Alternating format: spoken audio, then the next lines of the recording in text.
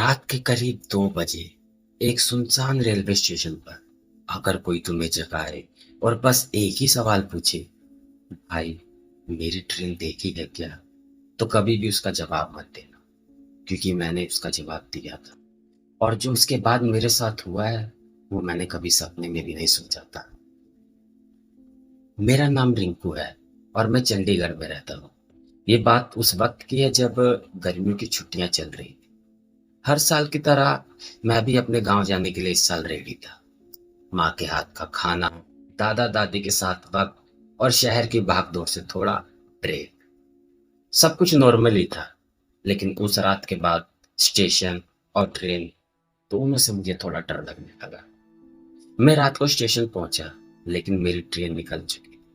अगली ट्रेन का कोई प्रॉपर टाइम ही नहीं था। कोई बोल रहा था 1 बजे, कोई बोल रहा था 3 बजे। स्टेशन धीरे धीरे खाली होने लगा। थोड़ी देर में पूरा प्लेटफार्म ही लगभग खाली हो गया। सिर्फ कुछ ट्यूबलाइट ही जल रही थी, जिनमें से एक बार बार ब्लिंक कर रही थी। दूर कहीं से कुत्तों की भौंकने की आवाज आ रही थी। हवा में एक अजीब सी ठंडी और चिपचिपी सी फीलिंग, जैसे हवा नॉर्मल नहीं।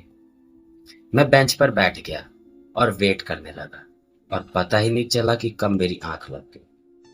अचानक, भाई उठ, किसी ने मुझे जोर से हिलाया। मैं एकदम से उठ गया। मेरे सामने एक आदमी खड़ा था। उसने सीधा मुझसे पूछा, भाई ट्रेन कब आएगी? मैंने नींद में ही कहा कि भाई मुझे नहीं पता। वो कुछ सेकंड तक मुझे देखता रहा, फिर बिना कुछ बोले सीधा प्लेटफॉर्म के उस कोने की तरफ चल दिया जहां अंधेरा था।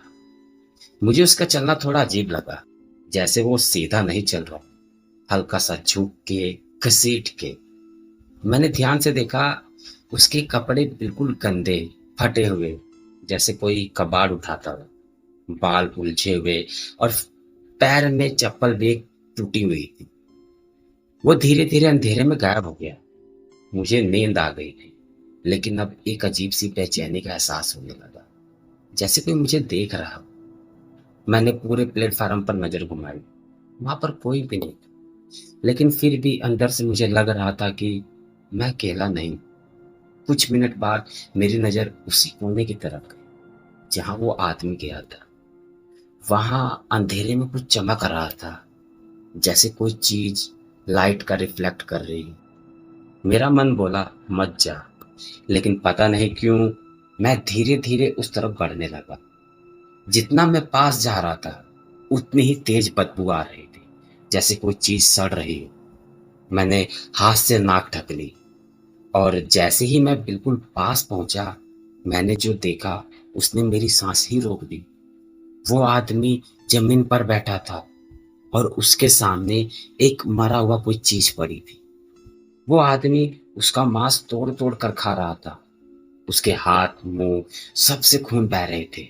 और सबसे ज्यादा डर तब लगा जब उसने खाना बंद किया और बिना मुड़े ही बोला, भाई आ गया तू।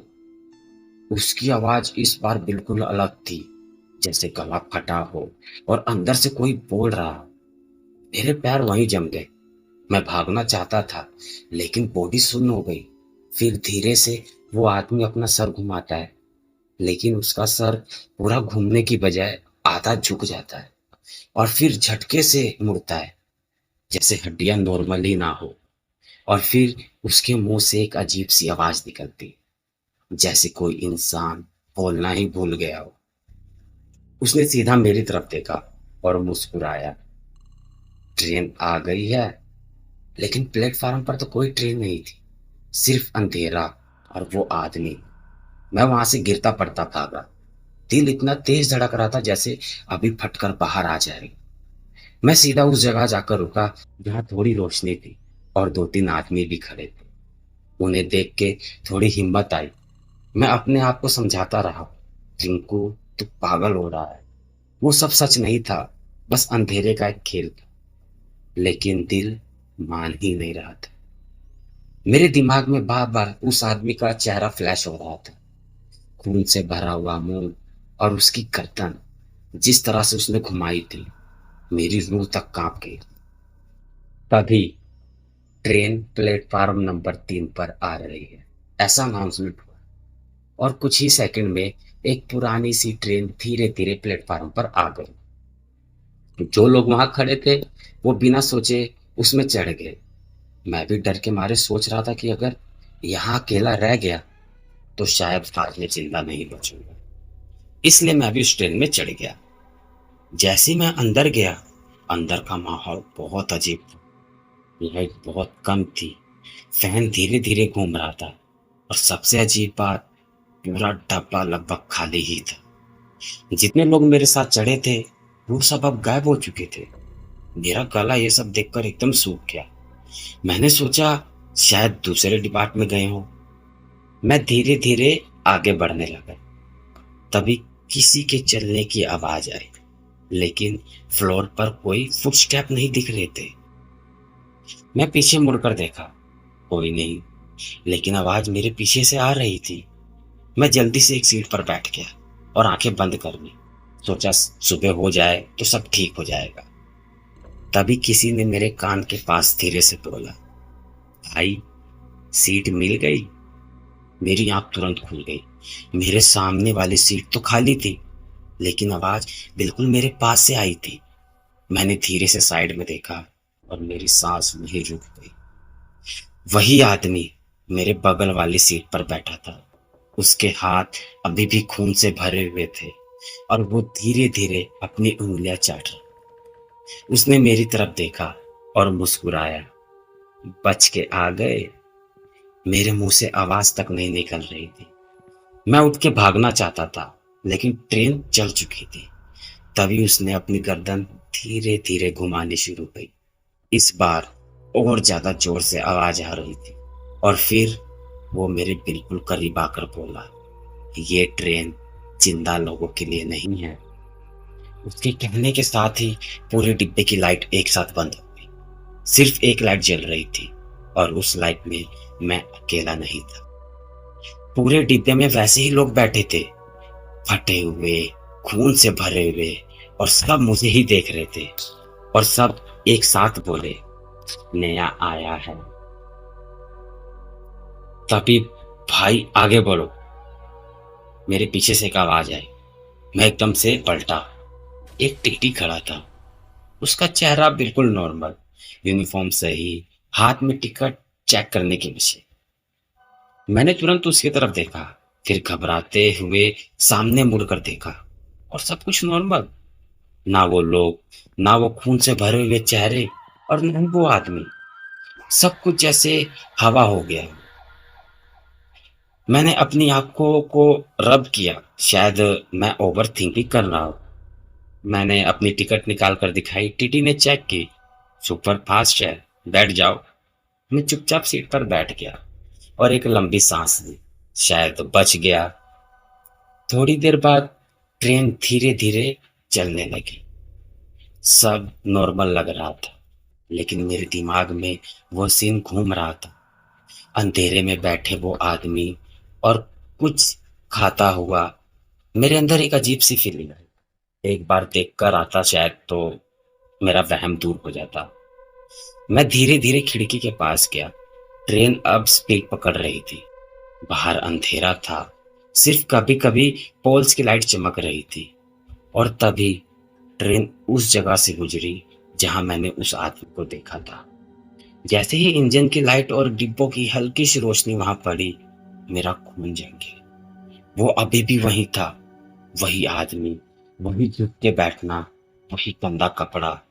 लेकिन इस बार मैंने क्लियरली देखा था वो क्या खा रहा था। वो एक इंसान की लाश थी। उसने उसके हाथ को पकड़ के जोर से जकड़ दिया और बिना किसी देर के उसका मांस चबाने लगा, जैसे कोई जानवर हो। मेरे पेट में एकदम हलचल हुई। मुझे उल्टी आने वाली थी। मैंने मुंह बंद कर लिया, आंखें हटाने की कोशिश की, लेकिन तभी वो रुक गई। उसने धीरे से अपना सर उठाया और सीधा मेरी तरफ देखा। ट्रेन चल रही थी, मैं अंदर, वो बाहर। फिर भी उसकी नजर सीधा मेरी आंखों में घुस रही थी। और फिर वह धीरे से मुस्कुराया। उसकी मुस्कान इंसान जैसी हुई, ज्यादा लंबी, ज्यादा फैली हुई, जैसे चेहरा फट रहा हो। और बिना आवाज के उसके होंठ हिल रहे थे। मिलते हैं। मेरे हाथ कांपने लगे, पैर हिले पड़ गए। उसे देखते ही मैं तुरंत पीछे हट गया। मेरी सांस इतनी तेज हो रखी थी जैसे सीना फाड़ कर अभी बाहर आ जाए। मैंने आंखें जोर से बंद की और एक लंबी सांस ली। बस रिंकू, बस ये रात निकल जाए जैसे तैसे। सुबह होते ही मैं कहीं भी चला जाऊं, बस यहां से बच जाए। पता नहीं कब मेरी आंख लग गई। अचानक मुझे ठंड महसूस होने लगी। पहले हल्की, फिर धीरे धीरे बहुत ज्यादा। मैंने आंखें खोली और सबसे पहले एक चीज फील हुई, जैसे किसी ने अंदर से टेम्परेचर खींच लिया। मैंने खिड़की बंद करने के लिए हाथ बढ़ाया, लेकिन जैसे ही मैंने इधर उधर देखा, मेरी सांसें रुक गई। पूरी बोगी खाली थी। जहां थोड़ी देर पहले लोग बैठे थे, वहां अब एक भी आदमी नहीं था। लाइट्स भी पूरी नहीं जल रही थी। कुछ ट्यूबलाइट ब्लिंक कर रही थी। और तब मेरी नजर दीवारों पर गई। गहरे खुरचे हुए निशान, जैसे किसी ने अपने नाखूनों से दीवार को खुरचित किया हो। और उनके बीच ताजा खून के टप्पे, जो अभी भी हल्की सी चमक दे रहे थे। मेरा गला सूख गया। मैं धीरे से पीछे हटने लगा। तभी ट्रेन के गेट के पास कोई खड़ा था। मैंने आंखें तीखी कर कर देखा। वो वही था। वही आदमी जो बाहर इंसान का मांस खा रहा था। अब वो सीधा मुझे देख रहा था। उसके होंठों के पास अभी भी खून टपक रहा था। और उसके चेहरे पर एक अजीब सी मुस्कान थी, जैसे उसे पता हो मैं कहीं नहीं जा सकता। फिर वह धीरे धीरे मेरी तरफ बढ़ने। उसके कदमों की आवाज तो नहीं आ रही थी, लेकिन ऐसा लग रहा था कि जैसे वो अपनी हड्डियों पर चल रहा। मेरा दिमाग ब्लैंक हो गया। भाग रिंकू भाग, वरना वो तुझे मार देगा। मैं तुरंत उठा और भागना शुरू कर दिया। एक बोगी से दूसरे बोगी और फिर तीसरी बोगी। लेकिन पूरी ट्रेन ही खाली थी। कोई नहीं, सिर्फ मैं और वो। हर बोगी में सेम चीज, खुरचेने के निशान, खून के डब्बे, और पीछे वो अभी भी आ रहा था। मैं डर के मारे खिड़की से बाहर देखा। कहीं तो कुछ हो, कोई जगह, कोई इंसान। और तभी मुझे दूर एक जगह लाइट दिखी, जैसे कोई छोटा सा गांव हो या कंस्ट्रक्शन साइट। मैंने बिना सोचे डिसीजन ले लिया। या तो मैं मर जाऊंगा या तो मैं बच जाऊंगा। ट्रेन स्पीड में थी, लेकिन डर उससे भी ज्यादा था। मैं तुरंत कूद गया। मैं जमीन पर घिसड़ गया था। पूरा शरीर दर्द से भर गया। हाथ छिल गए, कपड़े फट गए। लेकिन मैं जिंदा था। मैं किसी तरह उठकर उस लाइट की तरफ भागा। वहां कुछ लोग काम कर रहे थे। कंस्ट्रक्शन चल रहा था। उन्होंने मुझे देखा और कहा कि पागल है क्या, ऐसे कौन कूदता, अभी तो मर जाता। मैं रोते हुए, हाफते हुए उन्हें सब कुछ बताने लगा। स्टेशन, वो आदमी, ट्रेन, लाश, वो सब एक दूसरे को देखने लगे। फिर एक आदमी ने बोला, ट्रेन? कैसी ट्रेन? मैं तुरंत पलट कर बोला, भाई पीछे है ना। तो देखा मैंने कि ट्रैक तो खाली है। वहां कोई ट्रेन नहीं थी। ना आवाज, ना लाइट्स, जैसे वहां कभी कोई ट्रेन आ ही ना हो। मेरी तो रूह ही कांप गई। लोगों ने मुझे उठाया, किसी ने पानी दिया, किसी ने कंधा पकड़कर बिठाया। मैं अभी भी कांप रहा था। सांस कंट्रोल नहीं हो रही थी। लेकिन उनमें से एक आदमी था। उसका एक हाथ टूटा हुआ था, पुराना फ्रैक्चर लग रहा था। वो चुपचाप मेरी बात सुन रहा था। फिर धीरे से बोला, जो तू बोल रहा है ना, वो झूठ नहीं। मैंने तुरंत उसकी तरफ देखा। वो आदमी थोड़ा पास आया और बोला, कुछ साल पहले यही पास में एक ट्रेन का एक्सीडेंट हुआ। रात का टाइम था। ट्रेन पटरी से उतरकर पलट गई। उसमें काफी लोग मारे गए। उसकी आवाज धीरे धीरे हैवी होने लगी। और तब से वो ट्रेन कभी कभी रात में दिखाई देती। भाई ये सुनकर तो मेरा गला ही सूख गया। जैसे जिस इंसान को वो दिखती है, वो उसका अगला शिकार होता है। मैंने धीरे से पूछा, और जो उसमें चढ़ जाता है? वो आदमी कुछ सेकंड के लिए चुप रहा। फिर सीधा मेरी आंखों में देख के बोला, आज तक तो कोई वापस नहीं आया। भाई ये सुनकर मेरी रीढ़ की हड्डी में ठंड उतर आई। फिर उसने अपना टूटा हुआ हाथ उठाया और बोला, मैं भी एक बार उस ट्रेन में चढ़ गया। सब लोग चुप हो गए। मुझे भी लगा कि सब नॉर्मल है, लेकिन धीरे धीरे सब गायब हो गए और फिर वो चीज मेरे पीछे आ गई। मैंने सांस रोक ली। मैं डर के मारे चलती ट्रेन से कूद गया, जिसके दौरान मेरा हाथ टूट गया। काफी खून बह गया था, लेकिन मैं बच गया। वो मेरी तरफ झुक के बोला, तुम भी बच गए, लेकिन एक बात याद रख, वो अपना शिकार इतनी आसानी से नहीं छोड़ती। मेरे पैर ढीले पड़ गए।